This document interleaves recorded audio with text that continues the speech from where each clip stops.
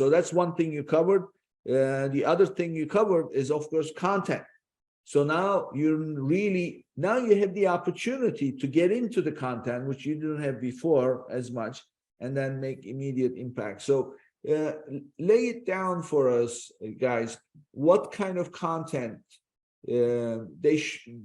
these vendors are becoming sellers should focus in on, and what would be their impact? Yeah, I think. Oh, go ahead, Matt. So we generally like to step back, understand, what a brand's overall sort of brand awareness and general content strategy is, right, Nick? And this can be varied, right? Some brands who are very wholesaler centric think about this very differently than brands that have a lot of direct selling experience, right? And so in some cases, like the brands that are very experienced in the direct selling context, it's a parlay or a translation of what they're doing in other channels to an Amazon context, right? Versus having to craft a creative strategy for Amazon because maybe a brand doesn't have experience with that. I mean, we work on both ends of that spectrum. But what we're going to say is, look, from an Amazon standpoint, right? The most important thing we can do first is making sure that our customers are aware of our products and all of the features and benefits that drive conversion, right? And that they're presented consistently, right? So to boil that down, it's looking at what categories that we're selling in, what are the features and benefits that are driving conversion, what's driving conversion in other channels, right? Because we can learn from other channels, right? And those same things should be driving that dynamic on Amazon. And look, sometimes Amazon as a one-piece seller may have been doing an okay job in communicating some of those. More often than not, honestly, it's not the case, right? Amazon is trading on the fact that a consumer wants to transact on Amazon, but they're going to learn about it somewhere else, right? So it's our job to help the brand bring that experience to Amazon, right? So then we say, okay, look, a consistent strategy is, the following points, right? So like, what are we doing on the PDP? How are we presenting the product? Like, is it photography, infographics, the A+ or EBC component of the page? What's going on in the storefront? How is the storefront presented from a merchandising standpoint in terms of navigation, product information, landing pages, right? And then tying that back to things like advertising. And so when we're working with our brands, a lot of the time, the question may be that they may have, for example, a crack creative outfit, right? We can drop into and say, okay, look, you've got great resources we can leverage. Let's just go through the process of getting that sort of tuned up for Amazon. Or we might have to bring in our own creative resources or work in concert with ours to say, you know what, there are some things we need to do specifically for Amazon, right? To think about specific photography or call outs like infographics or, video assets for, advertising, right? Or the storefront or the PDP. Right.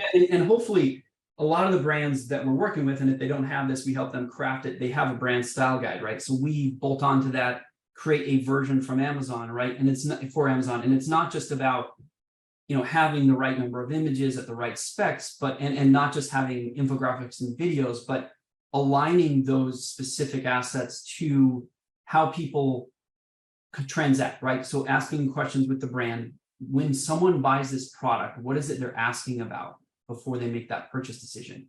And ensuring that we really prioritize and create consistency within the PDPs to communicate all that information. And on the back end too, when we have a lot of conversations with brands where we're saying, look, you have a return rate that's unacceptably high on certain products. And if you're accepting a 20% return rate, it's way too high. Why are products being returned, and what do we do to mitigate that with not only copy on listings, but any of the other assets and post-purchase follow-up emails and that sort of thing that help people understand before they purchase, what are they getting, how does it work, how do they use it, and on the back end, if there are questions or information that is required about using the product, that is clearly communicated. And so we've seen that. Again, brands don't always have to think that way on their D2C strategy because they have customer service teams that can directly interact with customers in meaningful ways. And there's some tools to do that now on Amazon as well with some third parties that are really actually very helpful. But